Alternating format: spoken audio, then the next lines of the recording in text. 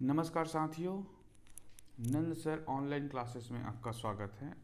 आज हम लोग हमारा जो सीरीज़ चालू हुआ था प्रयास बैच का पहला हमने वीडियो जारी किया था यूरोपियों का भारत में आगमन। ठीक है, आज हम लोग दूसरा इसका वीडियो लेके आए हैं, दूसरा लेक्चर लेके आए हैं बंगाल पर अंग्रेज़ों का आधिपत्य कैसे हुआ। ठीक है, तो हमने पिछले क्लास में ये देखा था कि कैसे यूरोपी में हमने सारे यूरोपियों को भारत में लाए थे और कैसे उनका विस्तार हुआ, कहाँ उनकी पहली कोठी खुले, ये सारी चीज़ें देखें। तो इसी क्रम में हम आगे चलते हैं और ये वीडियो को भी आप लोग लाइक और सब्सक्राइब करिएगा ताकि आपको आगे की वीडियो आने वाले को पता चल जाए। ठीक है, चलिए आगे चलते हैं।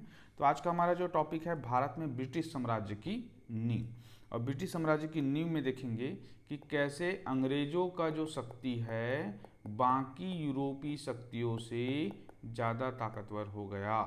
ठीक है, तो अभी हम लोग स्पेशल बंगाल पे फोकस करेंगे।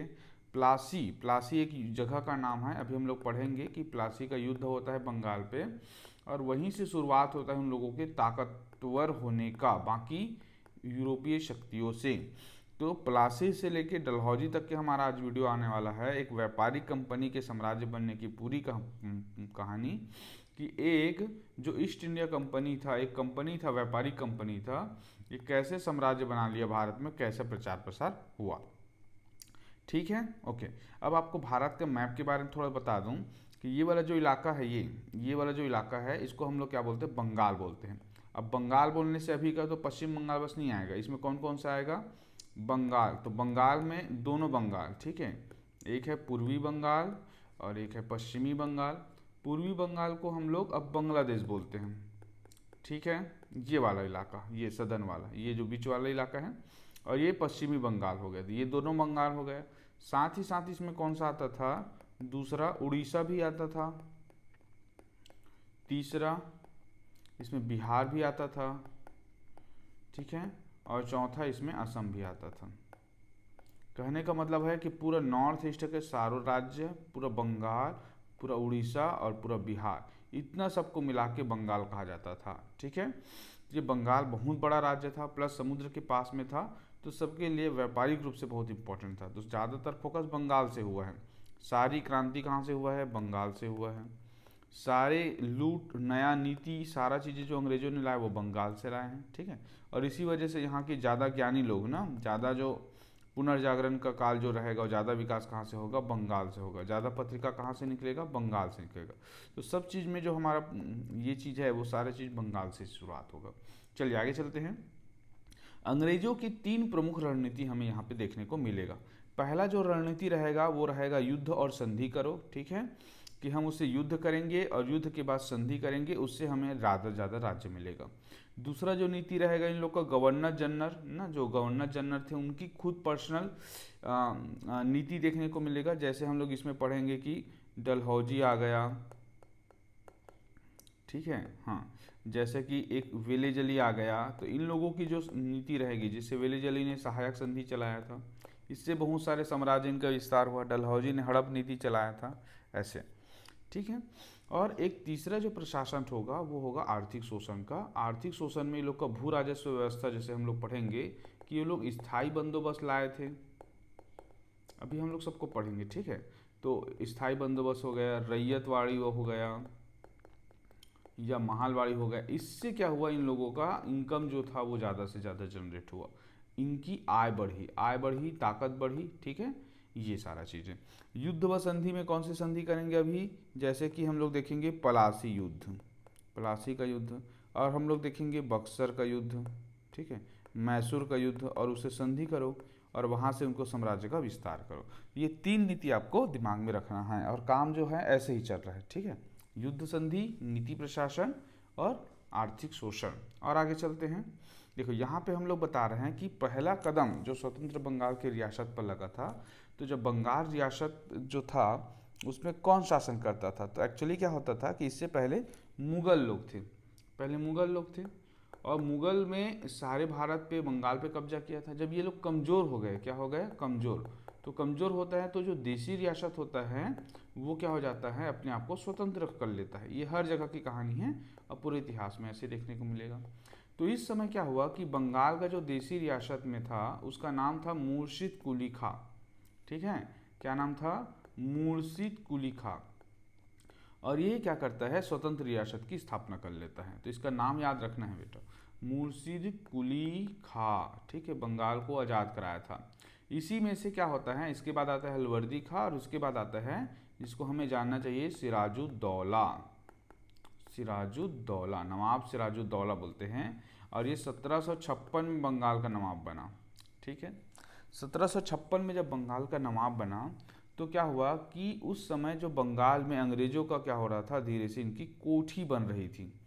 तो कोठी बन रही थी और इन्होंने एक कलकत्ता पे एक कोठी भी बनाया था। धीरे धीरे क्या करते थे कि इन लोगों को इससे पहले एक छूट मिला हुआ था, एक प्रमाण पत्र मिला था 1717 का।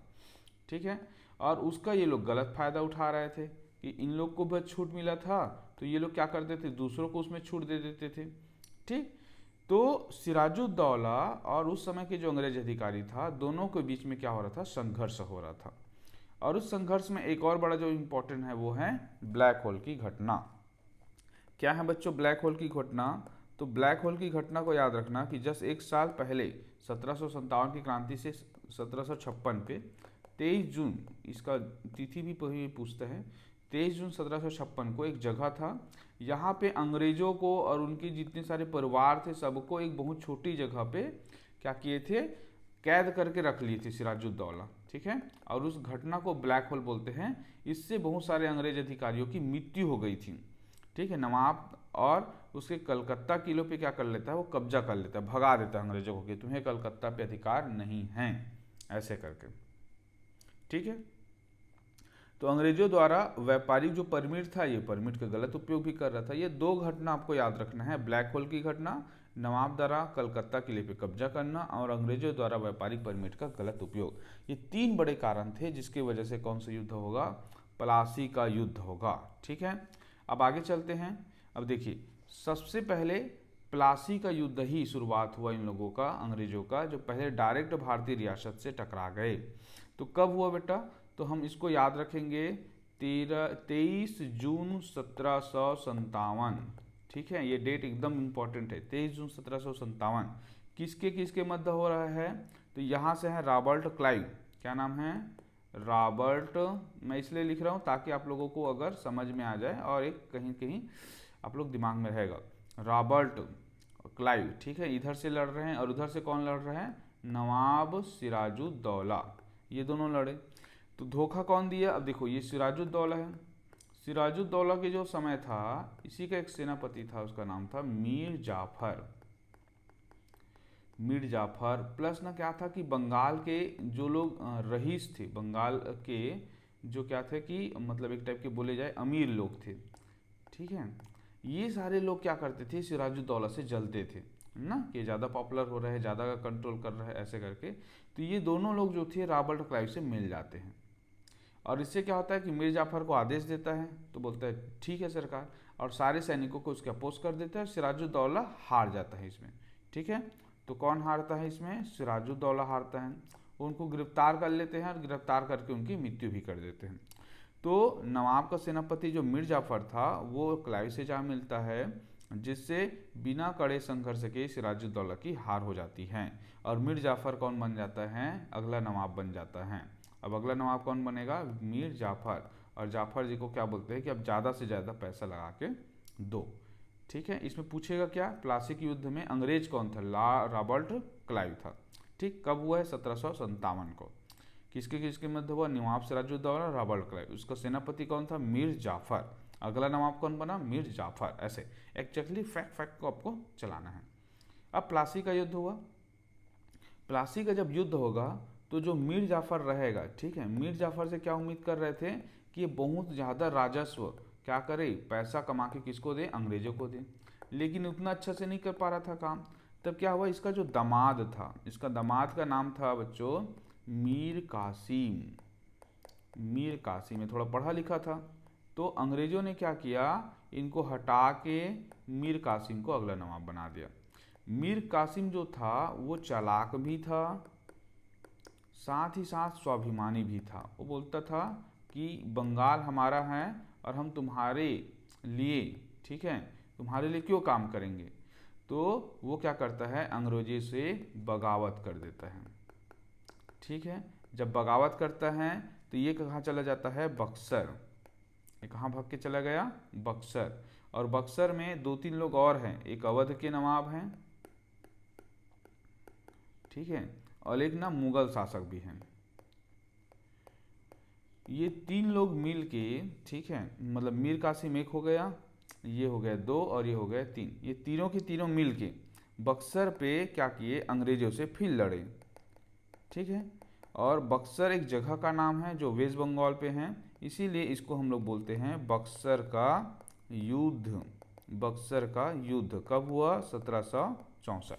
अब देखिए इससे क्या क्या क्वेश्चन आएगा, इससे ये क्वेश्चन आएगा कि मीर जाफर के बाद नवाब कौन बना, मीर कासिम। क्या बोलेंगे, मीर कासिम। ठीक, मीर कासिम के समय कौन सा युद्ध हुआ, बक्सर का युद्ध। बक्सर का युद्ध हुआ। बक्सर के युद्ध में कौन कौन थे, तो अवध के नवाब थे, मुगल शासक थे, मुगल शासक, ठीक है, इसका नाम अभी देखेंगे, और तीसरा है मीर कासिम। और किसके वर्सेस हुआ, अंग्रेज वर्सेस मीर कासिम, वो तीनों लोगों के साथ हुआ। कब हुआ बच्चों, 1764 में। ठीक है, देखो 1757 प्लासी का युद्ध और 1764 बक्सर का युद्ध। ठीक है, ऐसा। चलिए तो आगे बढ़ते हैं। अब देखते हैं 1764 का निर्णायक प्रहार, इसे हम क्या बोले, बक्सर का युद्ध बोल दिए। ठीक, बक्सर का युद्ध कौन कौन लड़ रहे हैं, देखो मीर कासिम लड़ रहे हैं जो बंगाल का पदस्थ नवाब था जिसको हटा दिया गया था, सिराजुद्दौला था जो कौन था, अवध का नवाब था, तीसरा कौन था, शाह आलम द्वितीय। बच्चों देखो प्रयास की तैयारी में आपको ये सब फैक्ट पढ़ना पड़ेगा, ठीक है, पुस्तक में भी दिया है, इसमें भी दिया, तो याद रखना है कौन कौन है, मीर कासिम, शुजाउद्दौला और शाह आलम द्वितीय। आप क्या करेंगे, इसको याद ही करेंगे, इसको लिखना है कॉपी में कि मीर कासिम लड़ा था, ठीक है, शुजाउद्दौला लड़ा था, यहाँ पे साफ साफ लिखा हुआ है, और शाह आलम द्वितीय लिखा था। शाह आलम द्वितीय कौन था, ये मुगल गवर्नर था। और इधर से कौन लड़ रहा था, अंग्रेजी सेना, और अंग्रेजी सेना में हेक्टर मुनरो था। ठीक है, रॉबर्ट क्लाइव जो था वो नहीं रहता है, वो चला जाता है, उनको ब्रिटेन में एक और युद्ध लड़ने के लिए जाना होता है, ठीक है, आयरलैंड के आसपास में या अमेरिका में, तो इसी वजह से वो क्या हो जाता है, वो नहीं रहता, तो कौन रहता है, हेक्टर मुनरो, इसको याद रखना। कब हुआ युद्ध, 1764 को। इसमें क्या होता है कि अंग्रेजों की स्पष्ट जीत हो जाती है और भारत की 3 प्रमुख शक्ति एक साथ पराजित। कौन कौन पराजित हो गए, मुगल पराजित हो गए ना, दिल्ली कमजोर पड़ गए, अवध कमजोर पड़ गए, बंगाल कमजोर पड़ गए। ठीक, ये सारा चीजें। आगे देखते हैं सबसे बड़ा इनाम। अब क्या इनाम मिला इन लोगों को, क्या इनाम मिला, ठीक है, हाँ, क्या इनाम मिला इन लोगों को, इसको भी इम्पोर्टेंट है कि इतना बड़ा युद्ध को जीते हैं तो कुछ तो मिला होगा। तो ये पता चला कि इनके लिए मिला इलाहाबाद की संधि। इलाहाबाद की संधि, इलाहाबाद की संधि को ऐसे याद रखना है कि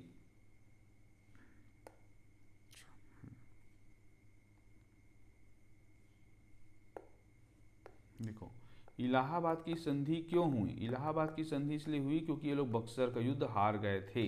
तो बक्सर का युद्ध हार गए थे तो तीनों को हरा दिए थे, ठीक है, बंगाल को हरा दिए, अवध को हरा दिए, और किसको हरा दिए, मुगलों को हरा दिए। मुगल मतलब दिल्ली बेटा, तो दिल्ली की सत्ता भी हार गई है, तो इनके लिए क्या करना पड़ा, इन लोग को इलाहाबाद की संधि करना पड़ा। अब इस संधि में क्या होगा कि अंग्रेजों को अधिकार मिलेगा। कब होगा संधि, 1765 में होगा। ठीक है, देखो सबसे पहला जो अधिकार मिला कि जो बंगाल था, बिहार था, उड़ीसा, ये देखो ये बंगाल हुआ, ये बिहार हुआ, ऊपर में बिहार है, और ये सामने क्या है, उड़ीसा है। यहाँ पे पूरा पूरा इनको व्यापार करने का, राजस्व वसूलने का अधिकार मिल गया, मतलब इनके पास पैसा आना चालू हो जाएगा। दूसरा, बफर स्टेट के रूप में उपयोग कर सकते हैं किसको, यहाँ पे अवध है बेटा, ठीक है, तो अवध को ये लोग क्या कर सकते हैं, अपना सैनिक रख सकते हैं, ठीक है, साथ ही साथ यहाँ पे क्या कर सकते हैं, युद्ध जाएगा तो वहाँ के सैनिक का, वहाँ के संसाधन का उपयोग कर सकते हैं, व्यापार करेंगे तो वहाँ पे अपना सामान रख सकते हैं। तो दूसरा जो इन लोग का प्रावधान हुआ कि अवध को ये लोग बफर स्टेट के रूप में उपयोग करेंगे।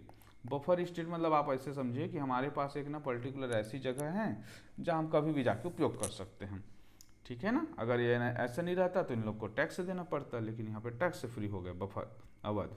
तीसरा इन लोग को क्या अधिकार मिला कि कड़ा व इलाहाबाद के क्षेत्र मुगल सम्राट को मिल गए। ठीक है, तो कड़ा हो गया, एक जगह है कड़ा का नाम है, और एक है इलाहाबाद है, इलाहाबाद। तो ये जो जगह था ये किसको मिल गया, मुगल साम्राज्य को मिल गया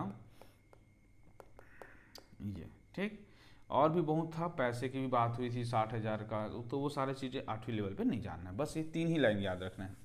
अंग्रेजों को बंगाल, बिहार, उड़ीसा का राजस्व वसूलने का अधिकार, अवध को एक बफर स्टेट के रूप में उपयोग किया गया अंग्रेजों के द्वारा, और मुगल सम्राट को क्या मिला, तो इलाहाबाद और कड़ा का क्षेत्र मिला था। ठीक है, शाह आलम द्वितीय को। ये 3 चीज़ जो इंपॉर्टेंट था, इलाहाबाद की संधि था, आपको ऐसे ही पूछेगा। ठीक है, आगे बढ़ते हैं।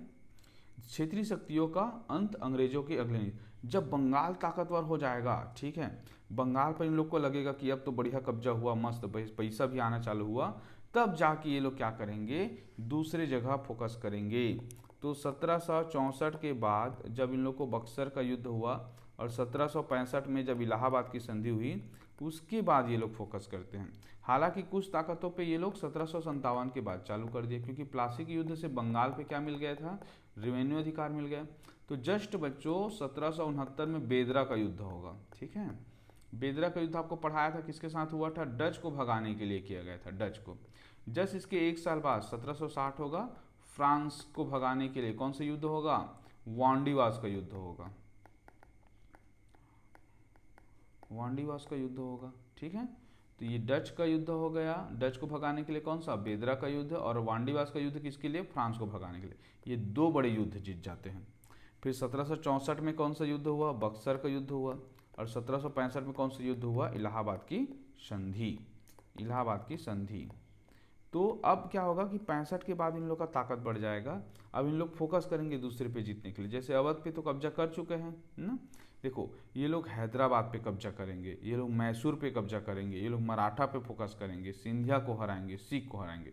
और कौन कौन लोग कहाँ शासन कर रहे हैं, दिमाग में थोड़ा बैठा लो। देखो मैसूर यहाँ पर है बेटा, कर्नाटक ना, कर्नाटक के नीचे बेंगलोर के आसपास, उस रियासत का नाम मैसूर था, जो आज कर्नाटक बोलते हैं। हैदराबाद, जिसको आजकल हम लोग आंध्र प्रदेश या तेलंगाना बोलते हैं, वो हैदराबाद था। और महाराष्ट्र को हम लोग क्या बोलते थे, वहाँ पे मराठा शासन था। मध्य प्रदेश में सिंधिया लोग का शासन था, और ये पंजाब और राजपूत में सिख और राजपूत लोग का शासन था। ठीक है, देखते हैं अगले। अब आता है आंग्ल मैसूर युद्ध। आंग्ल मैसूर युद्ध अभी दिखाया कि नीचे में था।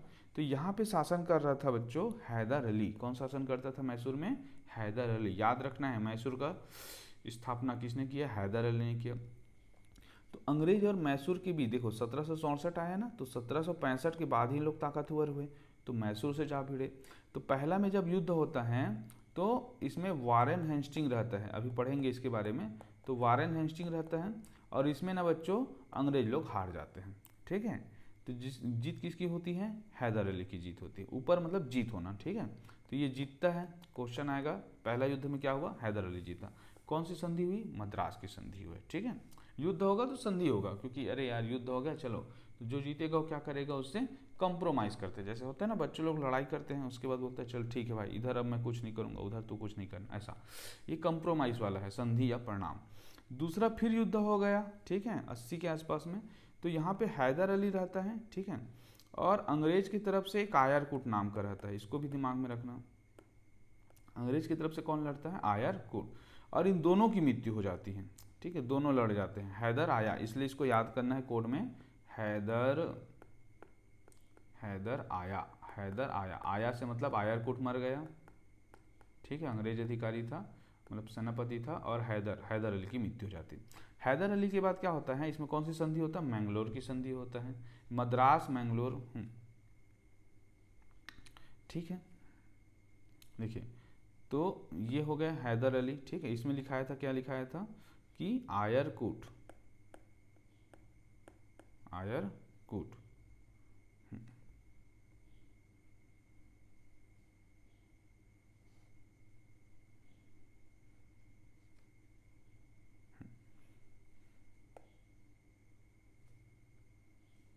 अच्छा, यहाँ पे डन करना पड़ता है ना। तो आयरकुट हो गया, और ये मैंगलोर की संधि हुआ। तीसरा जो था उसमें टीपू सुल्तान आता है 1790 और से 92 में, ठीक है, श्रीरंगपट्टनम की संधि होती है। ठीक, और चौथा जो होता है क्या होता है कि टीपू सुल्तान को पूर्णतः हराया जाता है 1799 में, और यहाँ पे मैसूर रियासत अंग्रेजों के अधीन आ जाता है। इस समय जो वहाँ का गवर्नर रहता है वो रहता है लॉर्ड वेलेजली।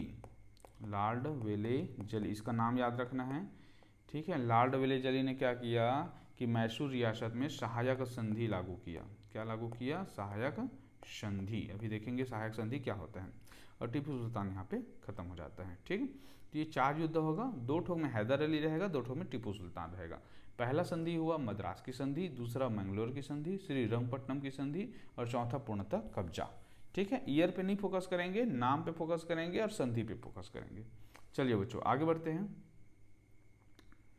अब हम लोग देखते हैं प्रशासन के शिल्पकार, सर्वोच्च पद का विकास। अब क्या होता है कि यहाँ से ब्रिटिश प्रशासन के जो गवर्नर थे, अधिकारी थे, वो कैसे बनते गए। देखें, बंगाल का गवर्नर पहला कौन था? रॉबर्ट क्लाइव था, ठीक है। रॉबर्ट क्लाइव 1757 के पहले बंगाल का गवर्नर बनते थे, रॉबर्ट क्लाइव करके, ठीक है। दूसरा जो था 1773 में बंगाल का गवर्नर जनरल बना। 1773 के एक एक्ट आया था, उसके बाद से वारेन हेस्टिंग, ठीक है। इसको बंगाल के गवर्नर जनरल बनाया गया, ठीक। उसके बाद आता है भारत के गवर्नर जनरल कौन है? तो भारत के गवर्नर जनरल है विलियम बेंटिंग, ठीक। 3 ही फैक्ट याद रखना है, क्वेश्चन बनेगा बंगाल के गवर्नर कौन हैं? तो बंगाल के गवर्नर कौन है? Robert Clive. रॉबर्ट क्लाइव, एकदम। कुछ चीज़ों को आपको क्या करना है, सीधा आंखें मूंद के पढ़ना है, इससे आपको जल्दी, ज़्यादा इधर उधर नहीं दिमाग लगा। वारेन हेस्टिंग कौन है? तो यही बंगाल के क्या हैं? गवर्नर जनरल, ठीक। और उसके बाद पूरा भारत का गवर्नर जनरल वो कौन बना? तो भारत का गवर्नर जनरल जब बहुत ज़्यादा इलाकों पे लोग जीत गए तब ये लोग बनाए 1833 के बाद से, नाम था विलियम बेंटिंग। सबका नाम बार बार आता है, ठीक है, विलियम बेंटिंग, ठीक। 3 हो गया। देखो ये छोटा बंगाल था, बाद में बंगाल के साथ साथ बहुत सारे और कब्जा किया, बाद में पूरा भारत पे कब्जा कर लिया, ठीक। अब आता है वारेन हेस्टिंग, जो भी पढ़ रहे थे हम लोग ना मैसूर युद्ध में। तो इसने क्या क्या काम किया है? 1772 से 1786 तक के इसका शासनकाल था, और 1772 में ये राजस्व बोर्ड का गठन करता है, ठीक है। रेवेन्यू बोर्ड का गठन, आपको पता होगा कलेक्टर करके हम लोग बहुत पढ़ते हैं बच्चों ना, हमारे जिले को कौन संभालता है? कलेक्टर संभालता है। तो कलेक्टर में कलेक्ट शब्द लिखा है, इंग्लिश में कलेक्टर का मतलब होता है संग्रहण करना, सकेलना, ठीक है। तो संग्रहण करने का जो दायित्व था वो किसका था? कलेक्टर था। तो क्या करेगा? राजस्व करेगा। तो यहीं से कलेक्टर का पद का सृजन कराया था वारेन हेस्टिंग ने, ठीक है।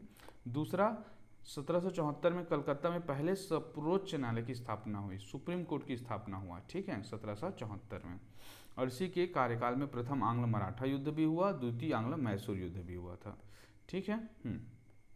तो पहला आंग्ल मैसूर युद्ध जो था वो क्या हुआ था? इसके समय में हुआ था, और ये हार भी गए थे। तो ये 2 युद्ध आप लोगों को याद रखना है, ठीक है। 2 ईयर याद रखना है, कौन सा? 1772 और 1774, ठीक। चलिए आगे बढ़ते हैं। अब हम लोग देखते हैं कार्नवालिस को देखते हैं, ठीक है। कार्नवालिस के बारे में देखते हैं कि क्या क्या चीज़ें।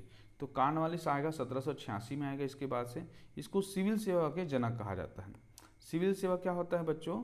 कि वह सर्विस जिससे क्या होता है, हमारा नागरिक सुरक्षा सही से हो जाए, नागरिक सुरक्षा ना।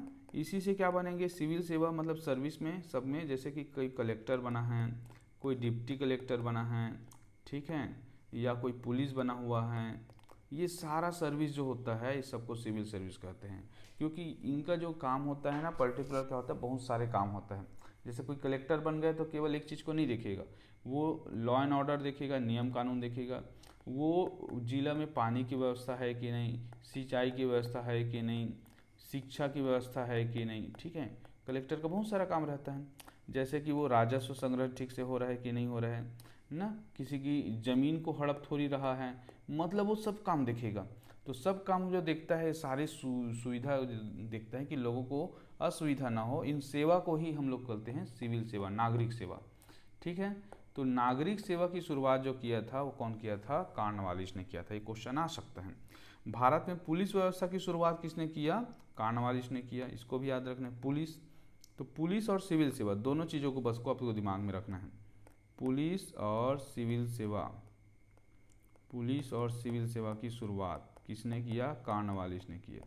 दूसरा जमींदारी प्रथा, जैसे इस साल का जो क्वेश्चन आया था प्रयास में वो यही आया था, क्या आया था? स्थायी बंदोबस्त कौन लागू किया करके। तो स्थायी बंदोबस्त कौन लागू किया था? लॉर्ड कॉर्नवालिस ने। कहाँ पे लागू किया था? बंगाल पे। ठीक है, बंगाल पे लागू किया 1793 पे। एक न्याय व्यवस्था के बारे में है कि जिले में दीवानी और फौजदारी अदालत की व्यवस्थित किया। तो जिला स्तर पे दो जो न्यायालय होता है, एक होता है फौजदारी, आपकी कक्षा 8वीं में पढ़ने को मिलेगा। फौजदारी न्यायालय क्या होता है और दीवानी न्यायालय क्या होता है।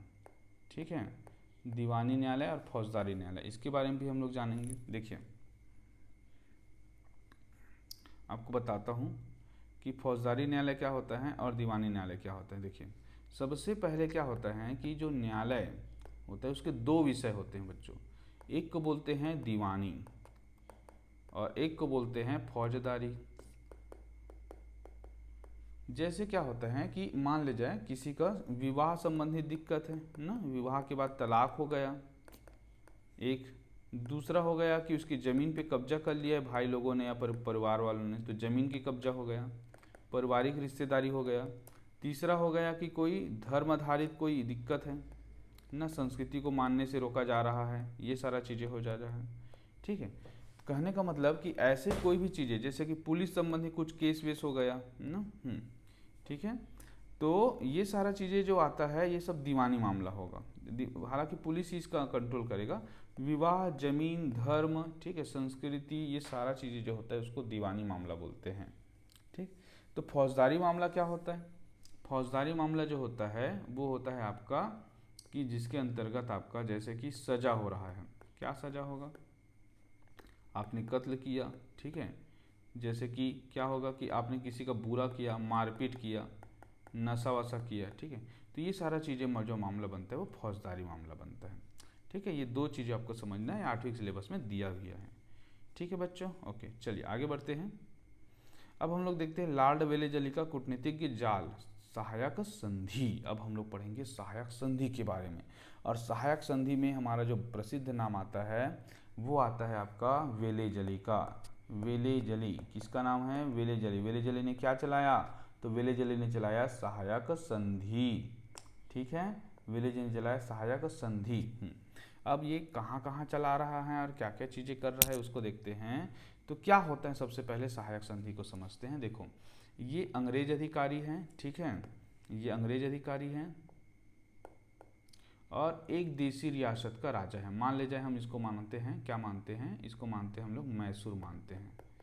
ठीक है, क्योंकि हैदराबाद हो गया यहाँ पे, जस्ट मैसूर के ऊपर में कौन सा हो गया? हैदराबाद हो गया। जस्ट हैदराबाद मैसूर, ये नीचे पे हो गया तंजौर हो गया।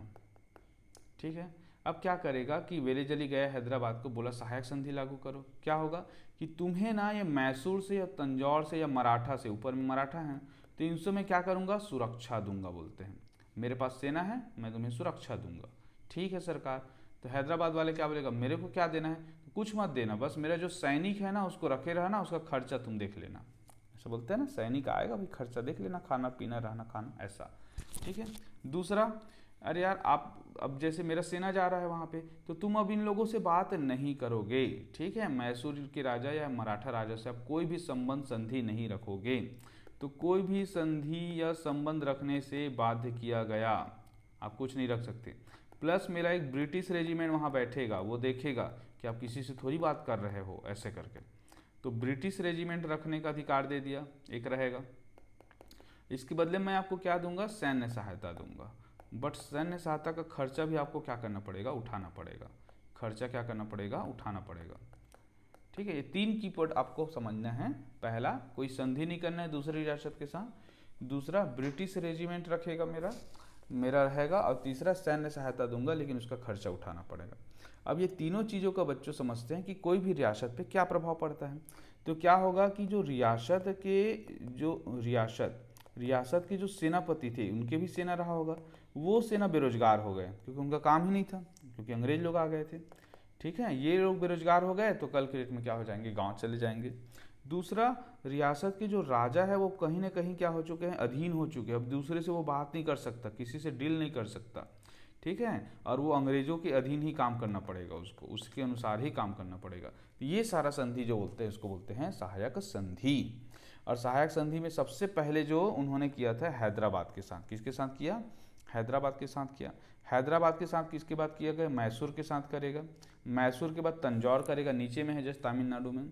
तंजौर के बाद अवध में करेगा, ठीक है, अवध ऊपर में है, कल पढ़े थे, अभी पढ़े थे जस्ट। उसके बाद पेशवा में करेगा, ठीक है। तो HMT याद रखेंगे, अगर नहीं बनेगा तो HMT हैदराबाद, मैसूर, तंजौर। क्वेश्चन कई बार आएगा हैदराबाद पे। और आगे चलते हैं, लॉर्ड हेस्टिंग के बारे में पढ़ते हैं। 1873 का जो चार्टर एक्ट आया था, ये लॉर्ड हेस्टिंग के समय ही आया था, ठीक है, कि ईसाई मिशनरियों को भारत में प्रवेश करने की अनुमति मिली और शिक्षा के लिए 1 लाख रुपए का बजट मिला, ठीक। 1813 का चार्टर एक्ट हो गया। किसके समय आया? लॉर्ड हेस्टिंग, शासनकाल 13 के बाद, ठीक है। देखो वो वारेन हेस्टिंग है, आपको अलग अलग कर रहा हूँ। अंग्रेज जो है ना 8वीं में आके बहुत परेशान करते हैं, क्योंकि इससे पहले नहीं थे, और ये अंग्रेजों का नाम भी उटपटांग रहता है। तो वारेन हेस्टिंग अलग है बेटा, जो कलेक्टर का पद लाया था, ठीक है। और ये लॉर्ड हेस्टिंग है, इसने क्या किया है? ईसाई मिशनरियों के लिए प्रवेश की अनुमति मिला, 1813 के चार्टर एक्ट है। दूसरा, सैन्य अधिकार किया, ये लोग नेपाल को जीता है एक, और मराठा को अंतिम रूप से हराया था। तो नेपाल और मराठा को हराने वाले कौन हैं? लॉर्ड हेस्टिंग, ठीक है। आगे बढ़ते हैं। अब आएगा एक अच्छा शासक आएगा, अच्छा ब्रिटिश गवर्नर आएगा, उसका नाम है विलियम बेंटिंग। और इस साल का जो प्रयास में क्वेश्चन आया था, ये सती प्रथा वाला जो क्वेश्चन था बेटा ना, ये वाला क्वेश्चन हो गया, ये कई बार आता है और इसी के समय हुआ था।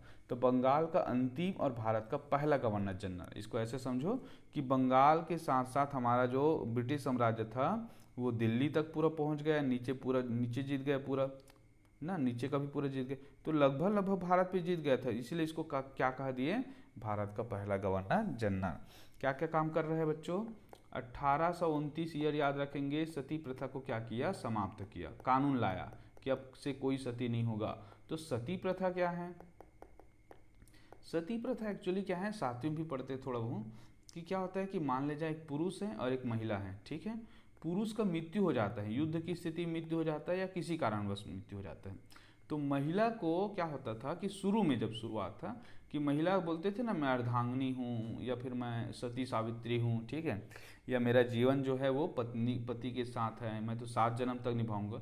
इस सोच के साथ में जो महिला था वो क्या करता था, उनके साथ आत्मदाह कर लेता था, ठीक है, स्वेच्छा से होता था ये ना। और इसको बहुत पवित्र चीज़ मानते थे कि आप सती हैं, अगर वो स्वेच्छा से जाना चाह रही हैं तो उसको उस चिता में बैठा के, हस्बैंड है और ऊपर में उसको बैठा के उसको दाह संस्कार करते थे। लेकिन क्या हुआ, समाज में अपने को प्रतिष्ठित दिखाने के लिए कई बार महिलाओं की अनुमति के बगैर उनको जबरन उसके पति के साथ बैठाना चालू किए, तो कहीं ना कहीं महिलाओं का शोषण हो रहा था। तो इसी को बोलते हैं बेटा सती प्रथा, ठीक है। और इसको बंद कराने में बहुत बड़ा योगदान जो था उसका नाम है राजा राम मोहन राय, याद रखेंगे। सती प्रथा को बंद किसने कराया? राजा राम मोहन राय। अभी इसके बारे में पूरा पढ़ेंगे, ठीक है।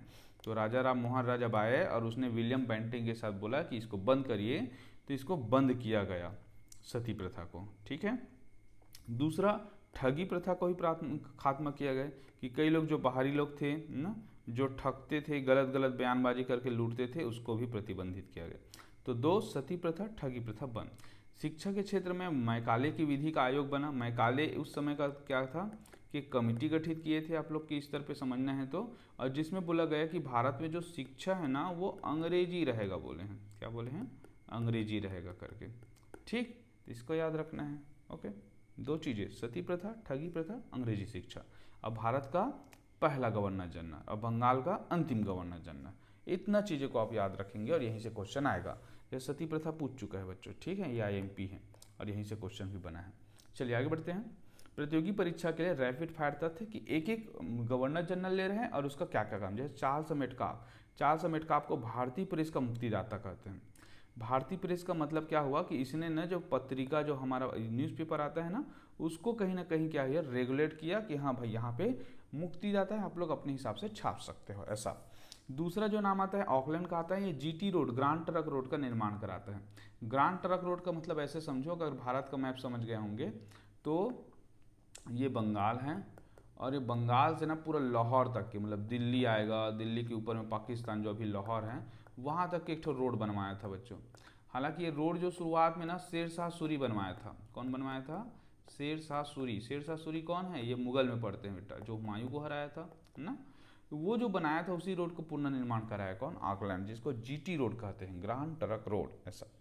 ठीक है, कहाँ से? बंगाल से लेकर लाहौर तक के। एक व्यक्ति और हैं लॉर्ड एलनबरो करके। एलनबरो के बारे में आपको जानना है कि दास प्रथा को पूर्ण अंत किया 1843 में। ठीक। और लॉर्ड हार्डिंग को याद रखेंगे कि खोड़ जनजाति में नर बलि प्रथा को अंत किए। तो इसको सिंगल सिंगल लाइन में आपको ऐसे बनाना है, जैसे कि प्रेस, प्रेस को खत्म कौन किया? मेट कॉफ, मेट, ऐसे प्रेस मेट।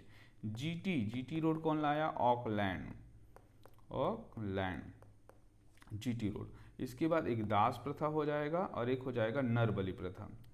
दास प्रथा, नर बलि प्रथा, तो ये एलन बरो, एलन बरो ने किया दास प्रथा को, और नर बलि प्रथा को कौन किया? हार्डिंग। हार्डिंग को हार्ड डिसीजन लेना पड़ा, तो हार्ड डिसीजन क्या है? नर बलि प्रथा। अब आप पूछेंगे कि 8वीं के स्तर में सर ये क्या क्या है दास प्रथा? दास प्रथा को ऐसे समझो बेटा, गुलाम होना, गुलाम होना समझते हो ना, जैसे अपने आप को बेच दिया, तो अपने आप को बेच दिया तो उसका कुछ भी उपयोग कर सकते हैं, काम करवा सकते हैं, कहीं भी भेज सकते हैं, तो इसको दास था। तो इसको बंद किया गया कि अब दास वास नहीं चलेगा, ठीक है। और ये भी याद रखना है कि एक अब्राहम लिंकन करके हुए थे अमेरिका के राष्ट्रपति, और उसने भी इस चीज़ों को लेके काफ़ी सारा बात किया कि हमें दास प्रथा नहीं चाहिए, जो मानव है वो स्वतंत्र है, उसको ज़बरदस्ती नहीं करना है। तो अब्राहम लिंकन, ये दिमाग में बैठेगा आपका, इसने दास प्रथा को समाप्त करने के लिए भी बहुत काम किया था। तो भारत में दास प्रथा 1843 में ख़त्म हुआ। और नरबलि प्रथा क्या है? तो नरबलि प्रथा बच्चों ये बहुत ही, ये है छत्तीसगढ़ के इतिहास में भी आता है कि क्या होता था, पूजा पाठ के नाम पे ना, पूजा पाठ हो गया या फिर और कहीं हो गए, बलि हो गए, तो सीधा ना मानव की मुड़ी को भी बलि दे देते थे। ठीक है, बहुत ये था। और ये पहले 1844 से पहले तक के लोग ना इसको ज़बरदस्ती का, किसी व्यक्ति को गरीब टाइप का दिखा तो उसको नरबलि के रूप में देते थे। तो ये था, खोड़ जनजाति है उड़ीसा का, वहाँ पे पर्टिकुलर ये सारा चीज़ें होता था, तो इसीलिए ही नरबलि प्रथा पे रोक लगाया गया हार्डिंग के द्वारा। ठीक, चलिए आगे बढ़ते हैं। लॉर्ड डलहौजी लाते हैं और इसका एक नीति चलता है जिसको हड़प नीति कहते हैं, इंग्लिश में क्या बोलते हैं? डॉक्ट्रिन ऑफ लैप्स कहते हैं, डॉक्ट्रिन ऑफ लैप्स। अब इसको समझते हैं कि ये क्या कहना चाह रहा है। ठीक है, देखो ये डलहौजी हैं, ठीक है, ये डलहौजी हैं, ये बैठा हुआ है। अब ये देख रहा है कि एक्चुअली एक भारतीय रियासत है ना, और रियासत का जो क्या था कि ये पहले हार चुका था, जो अभी आया था ना, कौन आया था? हेस्टिंग। हेस्टिंग के समय ऐसे ब्रिटिश रियासत जो इसके अधीन आ चुका है, पहले भी अधीन आ चुका है, लेकिन क्या हुआ कि जो बीच में बैंटिंग आया, और बैंटिंग क्या करता है? सबको वापस दे देता है साम्राज्य को, ले भाई तुम ही लोग चलाओ, ऐसा करके, मतलब हारे हुए हैं लेकिन बैंटिंग उसको क्या करता है? वापस दे देता है। कौन वापस देता है? बैंटिंग, दयालु आदमी है, ठीक है, और हेस्टिंग उसको सबको हरा चुका रहता है। और उसके बाद आता है डलहौजी।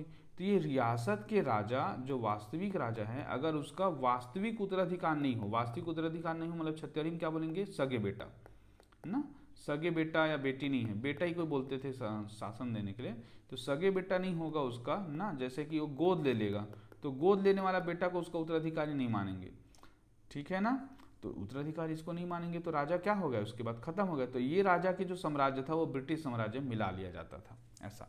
यदि किसी भारतीय शासक का प्राकृतिक उत्तराधिकारी नहीं है तो वह राज्य गोद लिए हुए पुत्र को नहीं बल्कि सीधे ब्रिटिश साम्राज्य में मिला लेते थे। ये कंडीशन जो था, इस वजह से क्या हुआ, जैसे झांसी की रानी थी ना, यहाँ पे हम लोग पढ़ेंगे झांसी, तो झांसी की जो रानी थी ना, उसका वास्तविक बेटा नहीं था, इस वजह से उसको मिला लिया था, तो इसीलिए उन्होंने 1857 की क्रांति में भाग लिया। ठीक है, अंग्रेजों का विरोध करने के लिए। अब दूसरा जो केस था ये था कि हम लोग ना ये काम तो करेंगे ही करेंगे, साथ ही साथ ना कोई कुशासन का ठीक से शासन नहीं करेगा कोई राज्य है, या जनता उससे संतुष्ट नहीं है, ऐसा करके कोई बोलेगा तो हम उसको कब्जा कर लेंगे बोलते हैं। और ऐसे ही कब्जा अवध पे किया गया था कुशासन का आरोप लगा के। अब सोचो कैसे बात है ना, कि दूसरे की रियासत को तुम ना वहाँ की जनता को बोल रहे कि ठीक से नहीं किए हो, मैं करूँगा ऐसा करके, तो ये भी कहीं ना कहीं हड़पने वाला काम था। तो ये दो चीज़ें इनका नीति था हड़प नीति के तहत, कि वास्तविक बेटा नहीं है तो कब्जा कर लेंगे, और ठीक से काम नहीं किया होगा तब कब्जा कर लेंगे। ठीक है, तो अवध पे कब्जा किया था कुशासन के आरोप पर, और ये नीति के तहत झांसी के साथ साथ बहुत सारे। सबसे पहले कहाँ पे हड़प नीति लागू किया? सतारा पे, इसको भी पूछ सकते हैं बच्चों, सतारा पर। ठीक है, इसका एक कोडिंग भी है, देखिए अगर हम लोग सही ढंग से समझ पा रहे हैं तो देखो, सजय क्या बोलेंगे, देखो सजय, सजय, सब, ठीक है। उझाना, अगर एक एक को कोडिंग करेंगे, स से क्या हो जाएगा सतारा, ठीक है। ज से क्या हो जाएगा जैत, जयपुर, जयपुर हो गया ज से। स से क्या हो जाएगा बच्चों संबलपुर। ब से क्या हो जाएगा बघाट, बघाट, ठीक है। ऊ से क्या हो जाएगा उदयपुर। झा से क्या हो जाएगा झांसी, और ना से क्या हो जाएगा नागपुर। ऐसे करके आप भी अपने कॉपी में लिख सकते हैं। सजय सब उझाना। सतारा सबसे इंपॉर्टेंट है, जो सबसे पहला जो हड़पने लाया ऐसा। और सबसे पहला सहायक संधि कहाँ पे लाया था हैदराबाद पे। ये दो स्टेट आपको याद रखने हैं, ठीक है। चलिए आगे बढ़ते हैं। ये सबको आप लोग नोट करते जाएंगे, ठीक है। वह ऐसे हो गया मोटा मोटा। देखिए एक तो हम लोग देखते हैं कि भारत में आर्थिक शोषण अब भू राजस्व व्यवस्था के तहत कैसे हुआ। तो तीन व्यवस्था को हम लोग पढ़ना है। एक का नाम है स्थायी बंदोबस्त है, एक का नाम है रैयतवाड़ी है, और एक का नाम महलवाड़ी है, ठीक है। तो स्थायी बंदोबस्त के बारे में इस साल प्रयास में क्वेश्चन आया था कि स्थायी बंदोबस्त लागू किसने किया। तो किसने किया कार्नवालिस ने किया। नाम क्या है कार्नवालिस, ठीक है। कार्नवालिस बच्चों, कार्नवालिस ने बंगाल पे स्थायी बंदोबस्त लागू किया। तीन व्यवस्था हुआ भू राजस्व का। तो जमींदारों को जमीन का मालिक माना गया। अब इसको समझते हैं कि स्थायी बंदोबस्त क्या होता है। तो ये मान ले जाए हमारा बंगाल है। बंगाल में क्या है एक छोटे छोटे ऐसे किसान लोग हैं ना। अब ये छोटे छोटे जो किसान लोग हैं जब काम कर रहे हैं, तो किसान लोगों का मालिक बना दिया जमींदार को। और जमींदार को अंग्रेज लोग क्या बोल रहे हैं, तुम पैसा दो मेरे को साल का, ठेका ले लो सीधा, एक साल में कितना पैसा देगा ऐसा। तो हर साल क्या करते थे जमींदारों को, एक किसान को ठेका दे देते थे। और जमींदार ज़्यादा पैसा लेने के लिए किसानों को शोषण करते थे, ठीक है। तो कहाँ लागू हुआ था बंगाल, बिहार, उत्तरी अवध में। ये वाला इलाका, ये जो लाल लाल दिख रहा है ना, ये वाला इलाका जो था स्थायी बंदोबस्त का था। ये नीचे वाला जो इलाका दिख रहा है ना दक्षिण भारत का, ये क्या चालू था रैयतवाड़ी था। कौन चालू किया था थॉमस मुनरो। थॉमस मुनरो, नाम क्या है बेटा रैयतवाड़ी। रैयत मतलब होता है किसान। तो यहाँ पे किसानों को मालिक बनाया गया था। ये बहुत सही है, लेकिन इसमें भी दिक्कत था कि जब इनको रेवेन्यू या टैक्स लेते थे, तो टैक्स लेते थे तो इन लोग को क्या करते थे कि जैसे कि जिस साल फसल खराब हो गया, तो इन लोग को साहूकार लोगों से ऋण लेना पड़ता था, ठीक है। और साहूकार लोग या जो गांव में होते हैं ना छोटे छोटे ऋण लेने वाले, उन लोगों से ऋण लेते थे और अपने किसान की भूमि को क्या करते थे वो लोग कब्जा कर लेते थे, ठीक है। ज़मीन पे कब्जा कर लेते थे। तो इससे भी बहुत ज़्यादा शोषण हुआ था, ठीक। ये मद्रास में, मतलब ये वाला नीचे वाला जो इलाका था वहाँ पे चला था, बम्बई मद्रास में। और एक है महलवाड़ी है जो पश्चिम भारत पे ना और उत्तर भारत पे चला था। एल्फिस्टोन, मैकेंजी और एल्फिस्टोन ये याद रखेंगे। इसमें क्या होता था कि जैसे कि लगान देते होते तो पूरा गांव वाले को एक साथ लगान देना पड़ता था, एक साथ लगान देना पड़ता था। ये होता था महलवाड़ी व्यवस्था। तो ये बेसिक चीज़ आपको याद रखना है। मैकेंजी, एल्फिस्टन, महलवाड़ी में याद रखेंगे, ठीक है। इसका आप लोग को कोडिंग जो चीज़ें हैं ना ऐसे ही बना बना के रखना पड़ेगा। महाल में कौन होगा मैकेंजी, ये सब आएगा बच्चों ना। हाँ रैयत में कौन हो जाएगा, रैयत में हो जाएगा आपका मुनरो, थॉमस मुनरो, ठीक है। और तीसरा जो हो जाएगा स्थायी बंदोबस्त, स्थायी बंदोबस्त में कौन हो जाएगा कार्नवालिस, ऐसा, ठीक। चलिए आगे बढ़ते हैं। अब आता है 1857 का विद्रोह हुआ कहीं ना कहीं सारा चीज़ों को देखते हुए, है ना, कि इतना सारा लूट किए, इतने सारे लोगों के साम्राज्य को कब्जा किए, तो कहीं ना कहीं बड़ा क्रांति तो फूटना था। तो 1757 से 1857 तक का इतिहास हमने पढ़ा और इसमें ये पता चला कि इतने सारे लूट किए थे, भारी आर्थिक शोषण हुआ, कूटनीतिज्ञ नियंत्रण किए, राजाओं को गद्दी छीनी गई, सैन्य विजय किया गया और व्यापार का बहाना करके लोग लूटे। इसी वजह से क्या हुआ 1857 की क्रांति हुई, ठीक है बच्चों। इतना सारा तो हो गया। अब हम लोग आगे के एमसीक्यू लगाएंगे और आपको देखते हैं कि आप लोग इसको लगा पा रहे हैं या नहीं लगा पा रहे हैं। देखिए पहला क्वेश्चन है प्लासी का युद्ध किस तिथि को लड़ा गया और इसमें अंग्रेजी सेना का नेतृत्व किसने किया, ठीक है। देखिए ऑप्शन में है आपका 23 जून 1757 वारेन हेस्टिंग, 23 जून 1757 लॉर्ड क्लाइव, 15 अगस्त 1765 और 22 अक्टूबर 1764 लॉर्ड डलहौजी, हेक्टन बुलो। इसे पूछा कि अंग्रेजी सेना का नेतृत्व किसने किया और तिथि को, तो तिथि में याद रखेंगे 23 जून 1757। तो दो ऑप्शन है। अब दो ऑप्शन में से हमें देखना है कि अंग्रेजी सेना का नेतृत्व किसने किया, तो लॉर्ड क्लाइव ने, रॉबर्ट क्लाइव करके, ठीक है। ओके, जैसे कि हेस्टिंग को पढ़े थे हम लोग, याद होगा आपको कि ये नेपाल को जीता था ना। ठीक है, और इसने ही क्या किया था, मराठों को हराया था लॉर्ड हेस्टिंग करके। लॉर्ड डलहौजी ने कौन सा नीति चढ़ाया, हड़प नीति चलाया था। और हेक्टर मुनरो, इसके बारे में हमने पढ़ा था ना कि हेक्टर मुनरो ने कौन सा युद्ध किया था, बक्सर का युद्ध को, ऐसे। ठीक, चलिए आगे चलते हैं। बक्सर के युद्ध में अंग्रेजी सेना के विरुद्ध लड़ते हुए त्रिगुट में कौन शामिल था, वो त्रिगुट की हम लोग बात किए थे, कौन कौन शामिल था, थोड़ा दिमाग लगाएंगे। शाह आलम द्वितीय हो गया, हैदर अली हो गया, मीर कासिम हो गया, शुजाउद्दौला होगा। तो कौन शामिल नहीं था, तो ऐसे अंडरलाइन करेंगे, एक व्यक्ति को बाहर करना है। तो आपको बताया था कि बक्सर की जो युद्ध हुआ था 3 लोग थे, तो उसमें कौन था, शाह आलम द्वितीय, मीर कासिम और शुजाउद्दौला, ये 3 लोग थे। तो कौन नहीं था, ये नहीं था, ठीक है, हैदर अली। हैदर अली क्यों नहीं था, क्योंकि ये मैसूर का शासक था, ठीक है, मैसूर का शासक था और इसको हराए थे अलग से, तो ये नहीं था। तो सही उत्तर हो जाएगा हैदर अली। ठीक, और इधर से कौन लड़े थे बच्चों, हेक्टर मुनरो लड़े थे अंग्रेज तरफ से। ठीक है, और 3 कौन है, शाह आलम द्वितीय, मीर कासिम, शुजाउद्दौला। शुजाउद्दौला कहाँ का शासक है, अवध का शासक है। मीर कासिम हो गया बंगाल का नवाब हो गया, और शाह आलम द्वितीय कौन हो गए, मुगल शासक हो गए। ठीक है, चलिए आगे चलते हैं।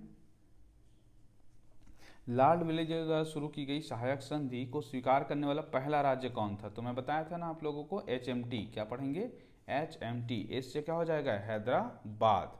ठीक है, दूसरा में कौन है, मैसूर, तीसरा में कौन हो जाएगा, तंजौर। ठीक, तो ये हैदराबाद याद रखना है। सतारा को क्या आएगा, हड़प नीति सबसे पहले कहाँ लागू हुआ बोलेंगे तो सतारा, और सहायक संधि कहाँ लागू हुआ तो हैदराबाद। ठीक है, कुशासन का आरोप कहाँ पे लगा था, कुशासन का आरोप लगा कि कहाँ की किए थे, हैदराबाद, अवध को। ठीक है, चलिए आगे देखते हैं। लॉर्ड डलहौजी ने व्यपगत का सिद्धांत के तहत सबसे पहले किस रियासत का विलय किया था, झांसी का, नागपुर का, सतारा का, संबलपुर का। तो सबसे पहले याद रखेंगे सतारा, और कोडिंग क्या बताया था, सजय सब उझाना, आप लोग क्रम भी बना सकते हैं, और कौन कौन से वो, तो स से क्या हो जाएगा, सतारा। ईयर याद रखेंगे 1848, तो ये हो गया उत्तर। ठीक है, इतना सभी किया था, अब ये सोचना कि कौन सा नहीं किया था, तो सभी किए थे, लेकिन क्रम याद रखना है। ठीक है, स से हो जाएगा संबलपुर हो जाएगा, ब से हो जाएगा बघाट हो जाएगा, उ से हो जाएगा उदयपुर हो जाएगा। ठीक है, झ से हो जाएगा झांसी हो जाएगा, और ना से क्या हो जाएगा, नागपुर हो जाएगा। ये कोडिंग आप याद रखेंगे। ठीक, चलिए आगे चलते हैं। बंगाल में स्थायी बंदोबस्त व्यवस्था 1793 में किसने लागू की, ये क्वेश्चन आ गया, ये प्रास का क्वेश्चन था। हेस्टिंग, कॉर्नवालिस, विलेजली और बेंटिंग। तो सही उत्तर है कॉर्नवालिस। ठीक है, इसने क्या किया, स्थायी बंदोबस्त लागू किया। दूसरा विलेजली ने क्या किया, तो सहायक संधि लागू किया। ठीक है, विलियम बेंटिंग कौन है, भारत के पहले गवर्नर जनरल, भारत के पहले गवर्नर जनरल, ऐसे आपको रिवाइज भी करना है, गवर्नर जनरल। दूसरा, सती प्रथा को किसने लागू किया, तो विलियम बेंटिंग। ठीक है, सती प्रथा हो गया, ठगी प्रथा हो गया, ठगी प्रथा को किसने खत्म किया, सती प्रथा, इसको खत्म किया, खत्म कौन किया, विलियम बेंटिंग। ठीक है, ओके, चलो कॉर्नवालिस के बारे में आपको क्या क्या जानना है, इसके साथ ही देखो, स्थायी बंदोबस्त लागू किया है। दूसरा, सिविल सेवा के जनक बोलते हैं इसको, सिविल सेवा और पुलिस सेवा के। ठीक है, चलिए आगे चलते हैं। किस गवर्नर जनरल को भारतीय प्रेस का मुक्तिदाता कहा जाता है, लॉर्ड हार्डिंग, मेटकॉफ, ऑकलैंड और बेंटिंग। तो सही उत्तर क्या हो जाएगा, आपका हो जाएगा बेंटिंग। ठीक है, बेंटिंग को हम लोग बोलते हैं। चार्ल्स उत्तर सही उत्तर क्या हो जाएगा, चार्ल्स मेटकॉफ हो जाएगा, जिसको मुक्तिदाता बोलते हैं। तो मेट मुक्ति याद रखेंगे, ऐसे मेट मुक्ति करके। ठीक है, ऑकलैंड को किस लिए पढ़े थे, जीटी रोड के लिए पढ़े थे बच्चों, जीटी रोड के लिए, जीटी रोड बनाया था वो। ठीक है, कहाँ से बनाया था, तो बंगाल से बनाया था लाहौर तक के। और विलियम बेंटिंग को भी जस्ट पढ़े, हार्डिंग ने हार्ड डिसीजन लिया, और हार्ड डिसीजन लेके क्या किया, नर बलि प्रथा को रोक लगाया था, नर बलि पर रोक लगाया। ठीक है, आगे देखते हैं। 1761 में मैसूर के स्वतंत्र रियासत की स्थापना किसने किया, तो मैसूर की स्थापना किसने किया, टीपू सुल्तान, हैदर अली, निजाम शासक और मुर्शिद कुली खां। तो सही उत्तर हो जाएगा हैदर अली, और हैदर अली ने ही क्या किया, स्थापना किया। ठीक है, अंतिम में उसके बाद कौन आया था, टीपू सुल्तान आया था। निजाम शासक कहाँ का था, हैदराबाद था, हैदराबाद। और मुर्शिदाबाद कहाँ की स्थापना किया था? बंगाल का किया था। ठीक है, ऐसा ये आपको याद रखना है।